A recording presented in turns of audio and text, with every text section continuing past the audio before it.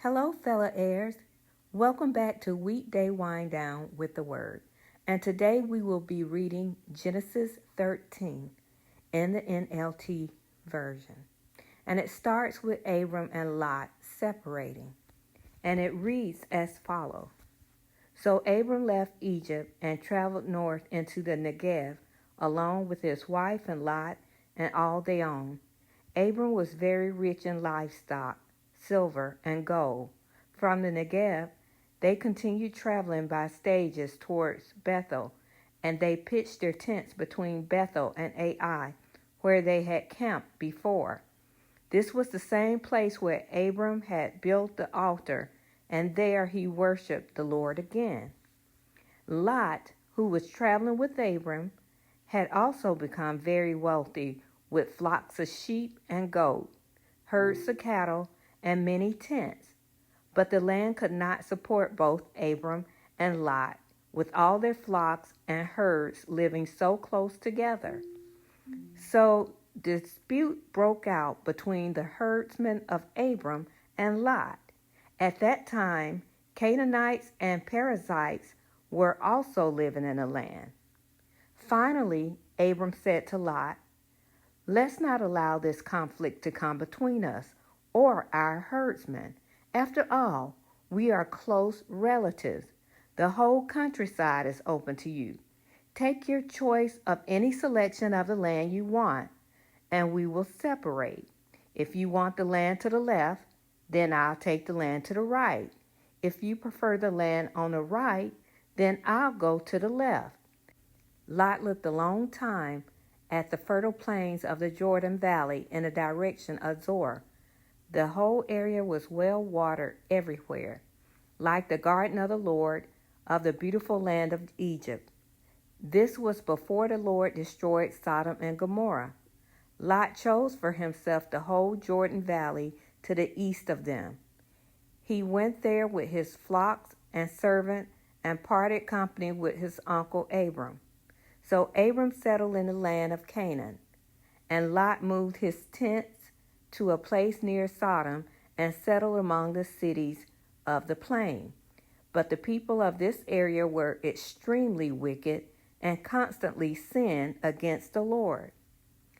After Lot had gone, the Lord said to Abram, "Look as far as you can see in every direction, north and south, east and west. I am giving all this land as far as you can see to you and your descendants as a permanent possession. And I will give you so many descendants, like the dust of the earth, they cannot be counted. Go and walk through the land in every direction, for I am giving it to you." So Abram moved his camp to Hebron and settled near the oak grove belonging to Mamre. There he built another altar to the Lord. And that concludes Genesis 13. So what did you think about Genesis 13? Something I was thinking about concerning Abram is how he really loved his nephew Lot. And he really did unto Lot as God called us to do to others, to put others above ourselves. And I saw that in Abram, where he let Lot choose what land he wanted to move to. Any land, you take the first pick, and I'll take what's left. And he was all right with that. It didn't matter to him. And so that just reminded me of how we should treat one another and, our fellow man and our family. We should put them above ourselves. Now, not to the detriment of, us sinning or being an accomplice to things. But, this wasn't anything bad or anything. So, for example, give somebody else the plate first or something like that. Let them eat first. Let them go ahead of you. Just things in life that you can, put others before yourself, and show some selflessness. And that's something that I know I need to work at. And I'm a lot better than where I was before. I used to be very selfish mostly within my household, because outside I would be okay, but within my household I would kind of be selfish, and I had to learn how to grow up from that. And so I'm a lot better now than where I used to be, and I praise God for that. That I don't always have to be first now, or have to have my choice first, or do what I want, and don't give nobody else the choice, or, well, let's do what I want first. So God has brought me a long ways in that regards. Um, I'm trying to think of what else. What do you think about this chapter? Is God speaking something to your heart? Can you relate anything in this chapter to what's going on in the world today? I know when they was talking about uh, Lot moving to Sodom, um, it said that they were very wicked people.